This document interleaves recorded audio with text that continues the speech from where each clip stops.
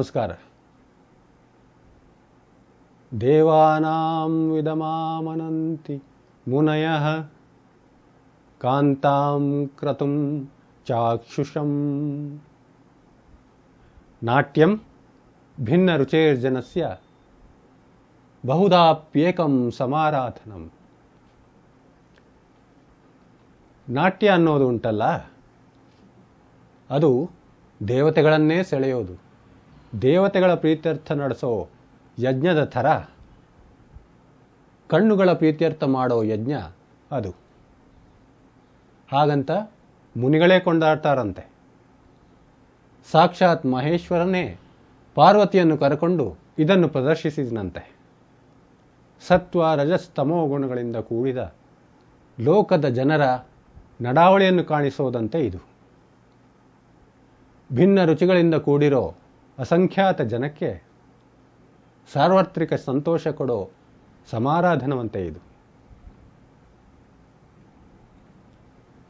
ಕಾಳಿದಾಸನ ಮಾಲವಿಕಾಗ್ನಿಮಿತ್ರ ನಾಟಕದ ಮೊದಲಲ್ಲೇ ಬರುವ ಒಂದು ಸಂಭಾಷಣೆ ಇದು.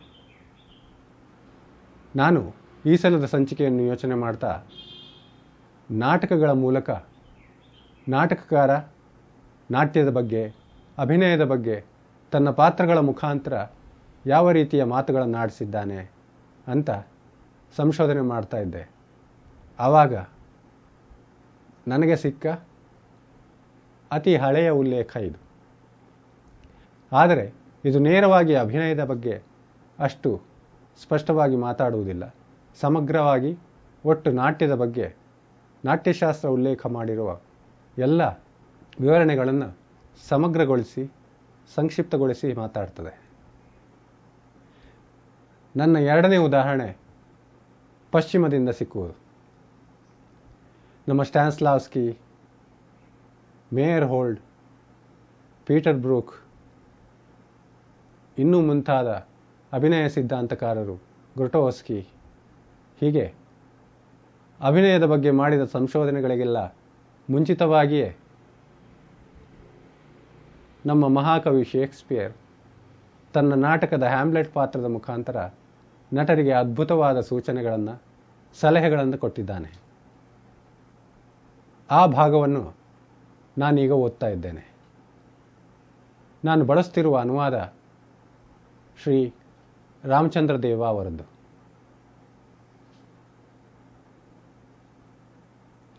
ಮಾತುಗಳನ್ನು ಸರಿಯಾಗಿ ನಾನು ಹೇಳಿಕೊಟ್ಟ ಹಾಗೆ ಸ್ಪಷ್ಟವಾಗಿ ಉಚ್ಚರಿಸಿ. ಗಂಟಲು ಹರಿದುಕೊಂಡು ಉಚ್ಚಧ್ವನಿಯಲ್ಲಿ ಕಿರಿಚುವುದಾದರೆ ಆ ಕೆಲಸವನ್ನು ಡಂಗುರ ಹೊಡೆಯುವವನು ನಿಮಗಿಂತ ಉತ್ತಮವಾಗಿ ಮಾಡಬಲ್ಲ. ನಿಮ್ಮ ಕೈಯನ್ನು ಗರಗಸದಂತೆ ಮೇಲೆತ್ತಿ ಹೀಗೆ ಗಾಳಿಯನ್ನು ಕೊಯ್ಯಲು ಆರಂಭಿಸಬೇಡಿ. ಎಲ್ಲವನ್ನೂ ಹದವಾಗಿ ಸರಿಯಾಗಿ ಉಪಯೋಗಿಸಿ. ಭಾವನೆಗಳ ಬಿರುಗಾಳಿಯಲ್ಲಿ, ಉಮ್ಮಳದಲ್ಲಿ ನೀವು ಸಂಯಮವನ್ನು, ಸೌಂದರ್ಯವನ್ನು ಸಾಧಿಸಿ ತೋರಿಸಬೇಕು. ನಟರು ಮಜಬೂತಾಗಿ ಶೃಂಗರಿಸಿ ಯದ್ವಾತದ್ವಾ ಕಿರುಚಿ ನಾಟಕದ ಮೂಲ ಭಾವವನ್ನು ಹರಿದು ಚಿಂದಿ ಮಾಡುವುದು ನೋಡಿದರೆ ಅಸಹ್ಯವಾಗುತ್ತದೆ. ಇದನ್ನು ನೋಡಿ ದೊಂಬಿಯನ್ನು ಮೆಚ್ಚುವ ನಾಲ್ಕಾಣೆ ಪ್ರೇಕ್ಷಕರು ಚಪ್ಪಾಳೆ ಹೊಡೆಯಬಹುದು. ಆದರೆ ಅದು ನಾಟಕ ಆಗುವುದಿಲ್ಲ. ಹಾಗೆ ಅಭಿನಯಿಸುವವರು ಚಡಿಯೇಟು ತಿನ್ನಬೇಕಾಗುತ್ತದೆ. ಹೆರಾಡ್ ಕೂಡ ಹೆದರುವ ಗಲಭೆ ಅದು. ಹಾಗೆ ಮಾಡಬೇಡಿ ದಯವಿಟ್ಟು. ಹಾಗೆಂದು ಜೀವವಿಲ್ಲದವರಂತೆ ರಂಗದ ಮೇಲೆ ತೆವಳಬೇಡಿ. ಯಾವ ಸಂದರ್ಭಕ್ಕೆ ಯಾವ ಅಭಿನಯ ತಕ್ಕುದೆಂದು ಸರಿಯಾಗಿ ಯೋಚಿಸಿ ನಟಿಸಿ. ನಟನೆ ಮಾತಿಗೆ, ಮಾತು ನಟನೆಗೆ ಸಮರಸವಾಗಿ ಹೊಂದಿರಬೇಕು. ಆದರೆ ಪ್ರಕೃತಿಗೆ ಅಸಹಜವಾದದ್ದು ಯಾವುದೂ ಕೂಡದು. ಪ್ರಕೃತಿಗೆ ಅಸಹಜವಾದದ್ದು ನಟನೆ ಆಗುವುದಿಲ್ಲ. ಯಾಕಂದರೆ ನಟನೆಯ ಗುರಿ ಪ್ರಕೃತಿಗೆ ಕನ್ನಡಿ ಹಿಡಿಯುವುದು, ವ್ಯಕ್ತಿಯ ಸ್ವಭಾವ ನಿರೂಪಣೆ ಮಾಡುವುದು, ಅದನ್ನು ಗೇಲಿ ಮಾಡುವುದು. ಯುಗದ ಸ್ವಭಾವಕ್ಕೆ, ರೀತಿ ನೀತಿಗೆ, ಒಟ್ಟು ಜೀವನಕ್ಕೆ ಚೌಕಟ್ಟನ್ನು, ಪ್ರತಿಮೆಯನ್ನು ಒದಗಿಸುವುದು. ಮೊದಲು ಮತ್ತು ಈಗ, ಭೂತದಲ್ಲಿ ಮತ್ತು ಅನೂಹ್ಯ ಭವಿಷ್ಯದಲ್ಲಿ ನಟನೆಯ ಗುರಿ ಇದು. ಇದನ್ನು ಅತಿ ಮಾಡಿದರೆ ಪ್ರೇಕ್ಷಕ ವರ್ಗದ ಕೋಡಂಗಿಗಳು ನಗಬಹುದು. ಆದರೆ ಅಳೆದು ತೂಗಿ ನೋಡುವ ವಿಮರ್ಶಕರಿಗೆ ಇದು ತಲೆನೋವು ತರಿಸಿತು.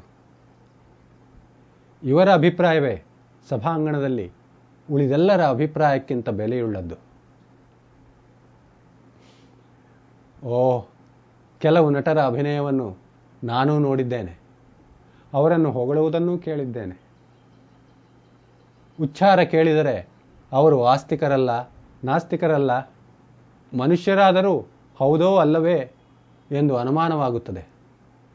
ರಂಗದ ಮೇಲೆ ಕೆಳೆದು ಕುಣಿದು ಬಡಬಡಿಸುವುದನ್ನು ನೋಡಿದರೆ ಯಾವುದೋ ಕಿರಾತರಂತೆ ಕಾಣುತ್ತವೆ.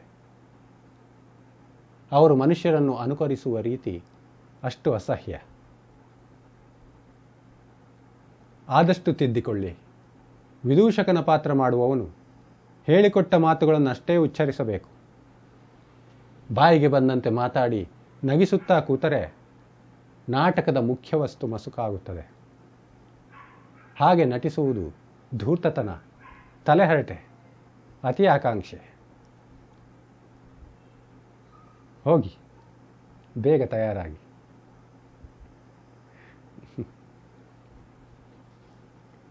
ನಿಮಗೆ ಕೂಡ ಈ ರೀತಿ ನಾಟಕದ ಪಾತ್ರಗಳ ಮುಖಾಂತರ ಒಬ್ಬ ನಾಟಕಕಾರ ನಟರಿಗೆ ನೀಡುವ ಸಲಹೆಗಳು, ಸೂಚನೆಗಳು ಯಾವುದಾದರೂ ನಾಟಕದಲ್ಲಿ ಸಿಕ್ಕಿದ್ದರೆ ಅಥವಾ ನೆನಪಾಗಿದ್ದರೆ ದಯವಿಟ್ಟು ಅದನ್ನು ಕೆಳಗಡೆ ಕಾಮೆಂಟ್ನಲ್ಲಿ ನಮ್ಮ ಜೊತೆ ಹಂಚಿಕೊಳ್ಳಿ. ಈ ಸಂಚಿಕೆಯಲ್ಲಿ ನಾನು BBC ಲಿಸ್ನಿಂಗ್ ಸರ್ವಿಸ್ ಈ ಪಾಡ್ಕಾಸ್ಟ್ನ ಒಂದು ಸಂಚಿಕೆಯನ್ನು ಹಂಚಿಕೊಳ್ಳುತ್ತಿದ್ದೇನೆ.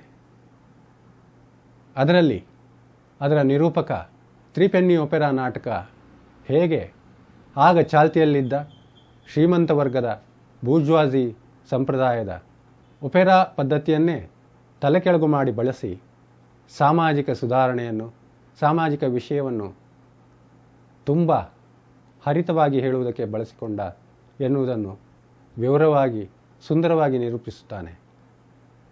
ನಮ್ಮ ನಾಟಕ ರಂಗದಲ್ಲಿ ಕೆಲಸ ಮಾಡುವವರಿಗೆ ಇದು ತುಂಬ ಅಗತ್ಯವಾದದ್ದು.